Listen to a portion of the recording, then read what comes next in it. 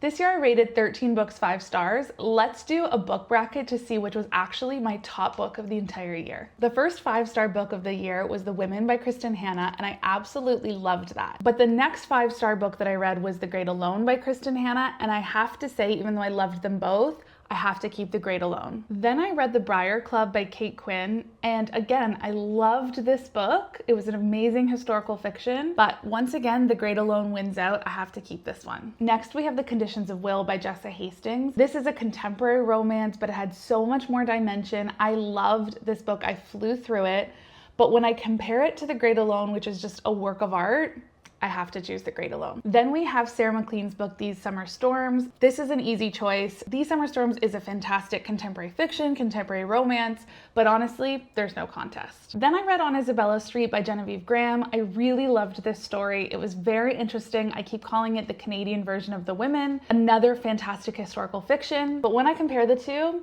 I still have to keep The Great Alone. This is where it's going to be very challenging. Atmosphere by Taylor Jenkins Reid was no doubt one of my favorite books of this year. It was a really moving historical fiction, historical romance set in the 70s and 80s at the NASA space program, some of the first female astronauts. This book really stayed with me. It was so beautiful and moving. When I compare the two, I maybe even enjoyed reading this a little bit more, but this book is just so special. I have to keep this. But this is a tough choice. Then we have The Life Cycle of the Common Octopus by Emma Knight. Another great contemporary fiction book, but there's no contest. Okay, yet another Kristin Hannah matchup. The Four Winds was absolutely beautiful and heartbreaking, an amazing story, but I still have to choose The Great Alone. Another excellent historical fiction this year was Broken Country by Claire Leslie Hall. I really enjoyed this book. I listened to it on audio in about 24 hours, but I have to stay true to The Great Alone. Wild Dark Shore was one of the most unique books that I read this whole year.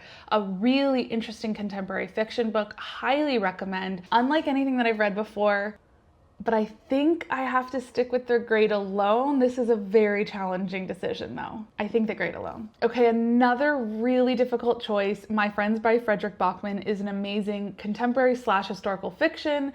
His writing is so beautiful in this story. I cried, I laughed, I loved it. I bought 4 more books by him, but I think I need to choose this one. And lastly, The Seven Husbands of Evelyn Hugo by Taylor Jenkins Reid. Another fantastic book, another amazing historical fiction, historical romance, but it's no contest. So there we have it, my favorite book of 2025. Let me know what you think of my choice and what your favorite book was this year.